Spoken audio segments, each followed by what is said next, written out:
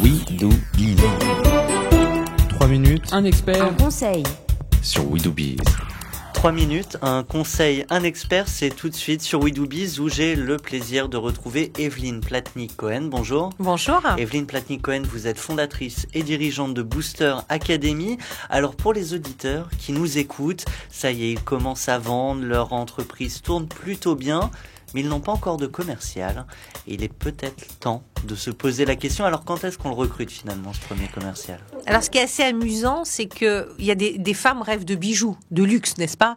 Les hommes, parfois, peuvent rêver de grands yachts, n'est-ce pas ? Mais l'entrepreneur, il rêve de quoi ? L'entrepreneur, il rêve de commerciaux, de dizaines de commerciaux qui vont aller chercher du business. Simplement, son premier commercial, il faut le mériter. C'est-à-dire qu'aujourd'hui, j'ai regardé empiriquement à partir de quand on pouvait se payer son premier commercial. Et en fait, on peut se le payer à partir de 300 000 euros de chiffre d'affaires réalisé. Alors, c'est une moyenne parce que vous avez des métiers pour qui 300 000, c'est de la marge brute, d'autres moins, etc. Mais globalement, c'est 300 000 euros. À partir de ce moment-là, vous avez le droit.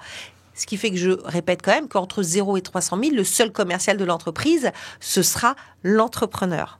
Alors, à quel moment, en réalité, on peut vraiment recruter ce commercial ? Je crois que la première chose, et pourquoi ces 300 000 correspondent à un point qui est intéressant, c'est qu'on a vraiment bien identifié sa cible.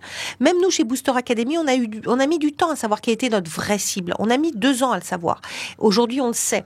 Et aujourd'hui, je crois que l'entrepreneur doit savoir quelle est sa cible. Il a dû tester. Il s'est pris quelques cibles mauvaises, on va dire, dans la figure. Et là, tout à coup, il a bien identifié. Il a mis en place un plan de vente. Ça, c'est intéressant parce que je ne peux pas faire rentrer de commerciaux si je ne sais pas comment je vais vendre.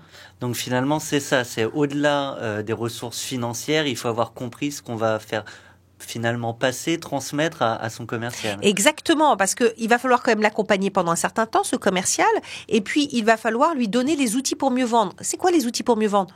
Des plaquettes correctes, un site internet correct, il va falloir lui donner un plan de vente, peut-être même, un référentiel de compétences, qu'est-ce que vous attendez de lui sur le terrain ?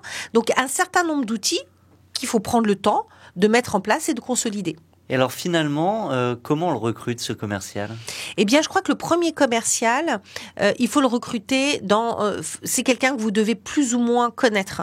C'est quelqu'un que vous avez déjà identifié, peut-être, alors, je dirais pas chez des clients, mais autour de vous. Essayez de prendre quelqu'un, je dis pas votre meilleur ami ou dans votre famille. Je ne dis pas ça. Mais c'est quelqu'un dont vous avez déjà perçu les qualités et les relations humaines, que vous avez peut-être testé d'une manière ou d'une autre. Voilà. Moi, je vous conseille sur les premiers commerciaux comme sur les premiers collaborateurs de pas aller chercher trop loin. Oui, parce que comme toujours, on ne veut pas se planter. Un grand merci à vous, Evelyne Platnik-Cohen. En tout cas, ce sera plus facile de ne pas se planter avec ces précieux conseils. À très bientôt sur l'antenne de We Do Biz. À bientôt. Merci.